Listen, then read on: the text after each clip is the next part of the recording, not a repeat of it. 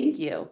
All right, well, then I'm going to do our lead into Elaine and then let her introduce herself and take the floor. Elaine and I are both in Polka Dot Powerhouse, and she's actually way up on leadership. And I actually got to hear her give this speech earlier this year, and it was fantastic. So when she proposed to speak for the group, I was like, yes, yes, we want you. So from that, I'm going to let you take it away. Elaine, you've got a solid half hour. If you need a little extra time, feel free to take it. Okay. All right. Hello, everybody. My name is Elaine Turso. I live here in Washington State, where it is a little overcast right now, but expected to be nice and sunny today. I have a white label CRM agency, and I love helping people with the behind the scenes, the technology parts of their business. That's what I love to do. And throughout my career, before I was that, I was a photographer for 10 years and learned a lot about this topic that I am going to be talking about today, which is collaboration. I discovered some really fun and interesting ways that you could partner with other business owners in order to do fun things together. And I actually have an acronym that I created called Collaborate that we're going to go through together. So if you have something to write with, I highly encourage it because it'll help you kind of keep track of all of the things that I think are really important to have a successful collaborative relationship because it should be mutually beneficial, any sort of collaboration. The first C starts with connect for. So one of the things that I highly encourage is that whenever you attend any sort of networking event or, whether it's in person or online, that you find four people that you want to connect with. Four people that could be um, uh, somebody that's for fun, somebody that you see potential collaborative partnership with, somebody that does what you do, somebody that doesn't do what you do, that you're really curious about about what they do, but look for four. So connect four. We all know the game, right? So it's kind of an easy way to remember that, but connect four. And I encourage like when you are, if you've ever been on like a website that has like a directory, so you could look up, keywords or niches, industries, services. Are they complementary to yours or the same as what you do? Even if somebody does what you do, there is still potential collaborative partnerships there because you're not always going to be the right fit for everybody. Right. And so if you've ever been to a Polka Dot Powerhouse meeting, you'll probably notice there's a shit ton of real estate agents in the room. Right. And that's okay because it's not about one, it's not like BNI, right? Where you have one seat and they are the only real estate agent in the room. Um, I prefer the polka dot way, which is that there's enough room for everybody and that, we have real estate agents, or we live in a military town here in Washington. So we have people that are like specializing and working with military families. We have people that specifically work with teachers. We have people that specifically work with, right? And so it's easy for us to be able to say, hey, oh, I know somebody that specializes in that type of thing that you are looking for. So it really makes it easy when you can kind of niche down and say that you want to help teachers buy their first home or, help military families buy their first home. It just really helps when you can specify who you help because it will help other people think of you when they come across someone. So be really super specific, but go specifically look for those collaborative relationships and connect with them one-on-one. That one-on-one connection, it's not a sales call. That's not what it is. It is an opportunity to get to know each other. It's about tell me more about you. Tell me about your family. Where did you grow up? What led you doing what you do now? And my favorite question that I love to ask it every time I do a Connect Call is, how can I support you? And if you hear of a way that there's a potential collaboration relationship, I would say, oh my gosh, that sounds super fun. I would love to schedule another call where we could talk more about it. So I am very much about setting the intention for the reason why we're getting together. And it is never, I don't want anybody to ever feel like I'm selling to them. And so if someone says, oh my gosh, I really need you, great, let's schedule another call because I want to use this call to get to know you better, not sell you something. So something that I just kind of I love to share is just schedule another call. If there's potential for business or collaboration, set another call so you can have the intention that that's the reason that you're both showing up to that call. So it's just something to kind of take away from that. O is going to be listen for opportunities and be open to those opportunities because I am a firm believer that those little opportunities that are going to be presented to you, you may not feel like it may not be a dead giveaway that there's a potential collaboration partnership there. It may be an out of the box idea that comes and you're like, wait a minute, how could that work? And it's literally just being open and staying curious and asking, what if? What would it look like if? If somebody has like a boutique, for example, what would it look like if you were to set up a table at her boutique and you do the same? Like there has to be some sort of collaborative relationship there. You're promoting them, she's promoting you. It just makes it a really super win-win situation. But be open to opportunities. If someone says, "Oh my gosh, I have an idea," hear them out. And one of the things we'll get to is going to be a really important word, and it's alignment. It has to be an alignment. So we will talk more about that in the A's, okay? Um, so one of the things, and the L is going to be list of niches and industries. So this could be where you specifically make a list of the type of industries and niches that you also serve. So, who do you love to help? And then who else loves to help the same people? Those are great collaborative partners there because you're serving the same people. So, when I was a photographer, I discovered that my niche were women. My age, typically, I wanted to boost confidence in other women. Well, guess who else likes to boost confidence in women? Hairdressers, hairstylists, people that own clothing boutiques, people that specialize in doing hair and makeup or sell makeup products or anything like that. So I started looking at who else loves to do this and how could we partner up and empower more women. That was always the goal.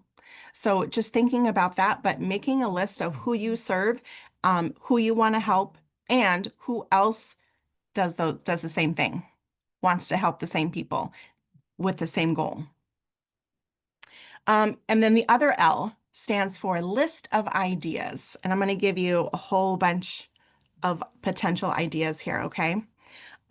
So a list of ideas can be things like hosting a summit together. So I host a lot of summits, and I'm always looking for speakers. So that is a really great way for me to collaborate with other people, especially dots. I'm always recruiting dots to come and speak at my summits because there's always the instant no like trust factor, right? When you're a dot, you have an instant pass. Um, uh, podcasting. Podcasting can be a great collaborative relationship as well. Either you have a podcast and you interview someone, or someone else has a podcast and they interview you. You could even do a podcast exchange. You could even do a speaker exchange where I come and speak for your audience, you come and speak for mine. So it has to be mutually beneficial though. Doing introductions is also a great way. So when I connect with people and I ask them, how can I support you? I kind of follow up with, is there anyone that you need to meet? Is there a specific industry that you're looking to connect with? Is there, somebody in this field that I may know because I have a huge Rolodex. And my goal is to, kind of be the first line of defense. I'm a natural connector and I love connecting people together. So I will make introductions and say, hey, the two of you should totally connect. And here's why. And so then I leave it up to them, but I usually will reach out to the person first and say, hey, I met somebody that I'd love to connect you with. Is that okay? Can I share your information? Can I connect you through an email or, Facebook DM or something like that? So I always ask for permission first before I just make a random introduction, because consent is important. And sometimes people are like, no, I don't have the bandwidth. I'm not interested right now. Right. I don't want to. And that's okay. Okay. The next one is co-hosting. So co-hosting can be a great way. You could co-host an event together, whether that's virtually or in person. Oh, this one's fun. Exchanging gift cards. So when I was a photographer, I had a really fun and fascinating partnership, collaborative partnership with a massage therapist. Okay. So what I did was we exchanged gift cards. So she would give me gift cards for a 30-minute massage. I would give her gift cards for a 30-minute photo session. So when I had a really great, client, I would gift them a 30-minute massage.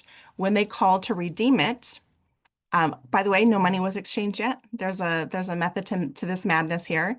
When they would call to redeem the 30-minute massage and get that scheduled, she could upsell them to a 60-minute massage. You're already going to be naked on the table. Would you like to schedule more time? Right? So that's her job, not my job. Okay. When they would call to book a 30-minute photo session, would you like to upgrade to a 1 hour? My job, not her job. Okay. So we did not exchange money until the gift card was redeemed, right? Because I don't know if you have ever had this experience where somebody's given you a gift card and you never redeemed it, or vice versa, right? And it's just a whole waste of money. And so we would only redeem, and she would invoice me for half the value of a 30-minute massage, and I would invoice her for half the value of a 30-minute photo session. So that way it was kind of like, I spent $19 to give somebody a 30-minute massage. Well, this was, back in the day before massages were, you know, um, I would say more affordable, but they've increased in pricing, right? So you're thinking, wow, this was like back in the day, it was like $55 for a 1 hour massage. You know what I mean? It's like what, $85 now? So I know, but totally worth it. Totally worth it, not to devalue. Um, so that was a fun idea that we came up with because we had the same clients. She could gift her best clients a photo shoot, and I could gift my best clients a massage. Like super fun. The next one is a business bestie. If you do not have a business bestie, I highly encourage you to find a business bestie. And that business bestie can be an accountability partner. It can be somebody that does exactly what you do and you guys team up and you decide together, we're going to take over the world, right? It doesn't matter what that looks like, but this is your go-to person that is not your spouse, that is not your partner, that is somebody outside of that relationship that 100% understands what you're going through as a business owner. My husband has no freaking clue what it takes to be a business owner. That is not his job, right? So I need someone that totally understands what we go through as business owners. And so I met my business bestie at Polka Dot Powerhouse at Celebration, the very first one I went to. And we've been besties ever since. In fact, she's flying in on Thursday because she's coming to my daughter's baby shower, right? Like that's the kind of amazing relationship that you just curate over time. And I met her in 2016, right? And so we've been through all the ups and downs together. But she's my ride or die. So I encourage you to find that ride or die that is going to be there to support you through all the ins and all of the influx and the overwhelm and all of the things that comes along with being a business owner.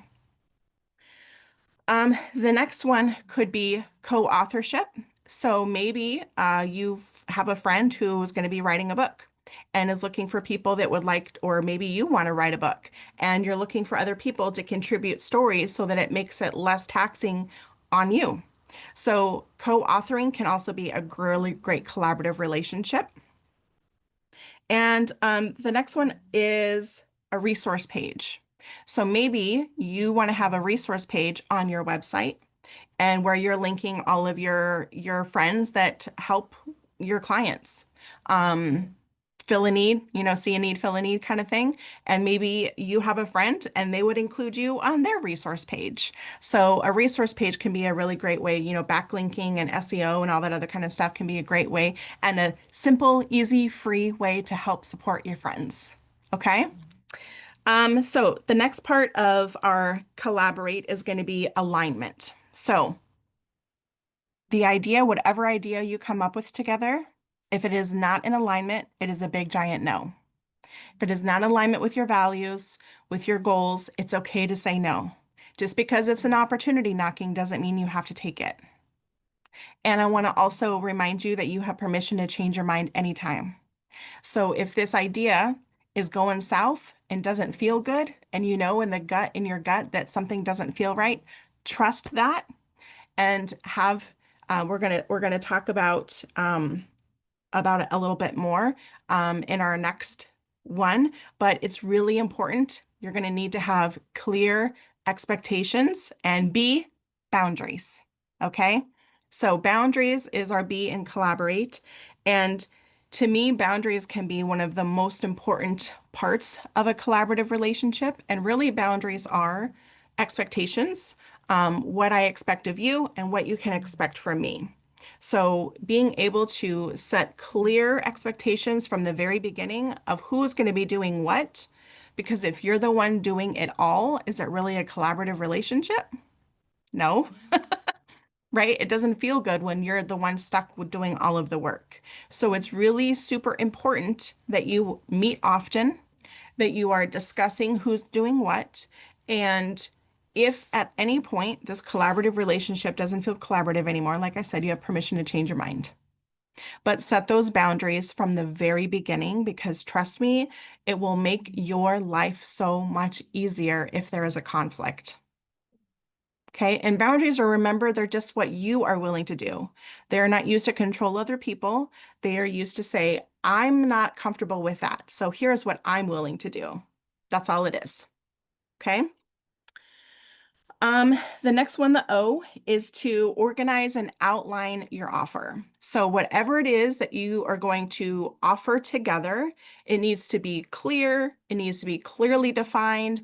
What's included? How much is it? It's the who, what, when, where, why, and how. That's literally everything I do anytime I create an offer. I answer those questions. I make it super simple. I don't want to overcomplicate it. But this is what they're getting. This is who's doing what. Literally just outline that offer really super clearly. And then R is responsibilities. Again, who is doing what? You're responsible for this. You're responsible to put together the funnel. You're responsible for putting together the email templates. You're responsible for putting together the social media post. You're responsible for posting those social media posts, right? So like who is going to do what? Who is going to do what? And it should not be all on you. This should be a collaborative partnership. Okay. And A is to be adaptable. Be adaptable. Sometimes, as we're in the thick of it, something's not working and we might need to change a little bit. Uh-oh, the date no longer works. Uh-oh, I got jury duty. Uh-oh, right? Like Lizzie's like, oh my God, I got jury duty. I'm like, okay, we'll make it work, right? We'll change the date. So being adaptable, being flexible, and knowing that it's not going to be perfect, especially the first time. Let's take perfect off the table. Doesn't exist. Not going to happen. Okay. T is trust the process. It's like, when you and your partner or you get a roommate for the first time and all of a sudden someone's living with you and you're like, oh my God, I didn't know that they were so messy. I didn't know that they were going to leave their dishes in the sink. I didn't know they were going to leave their bathroom towel on the floor, right? But here's what we need to know is that when you bring in another partner, they're not going to do it like you. They're not going to be like you. So we have to trust the process that it's all going to work itself out. And one of my favorite mottos is, and I say this on a repeat, my family has started repeating it to me, which means that it's working, which is everything is figure outable and nobody's going to die. This is not a life or death situation. Nobody's going to die if it doesn't get done today.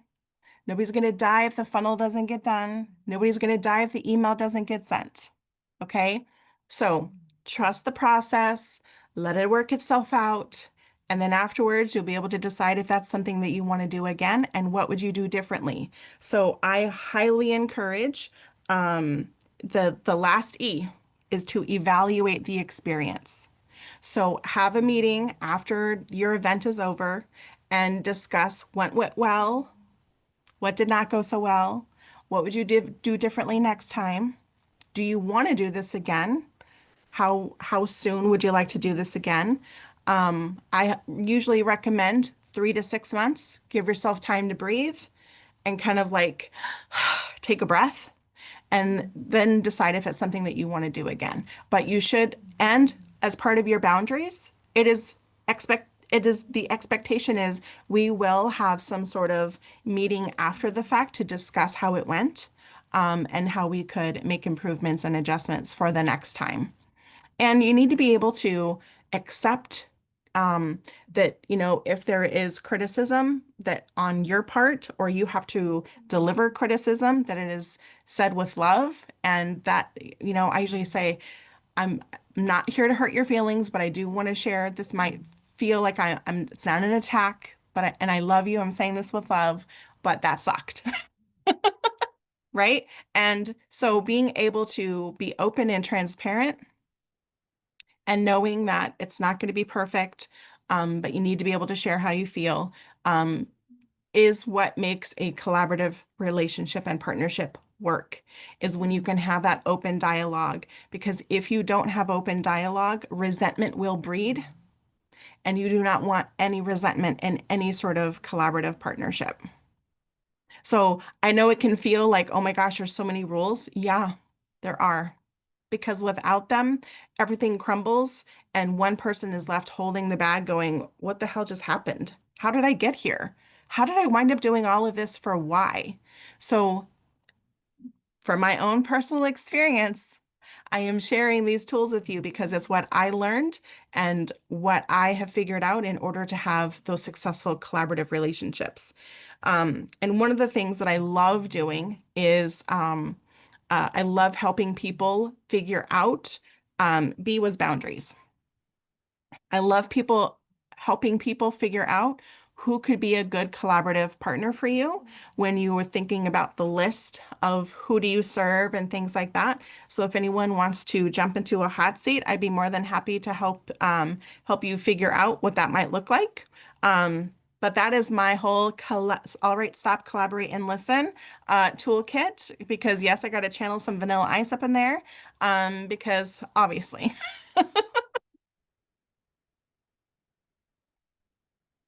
I love that talk, and I always get so many good ideas listening to it. Thank you so much, Elaine. Of course. Plenty of time to open up the floor for some questions. Do we have questions? My thought is let's question and hot seat and use this time really productively since we've got a small Yeah. group in time. Yeah.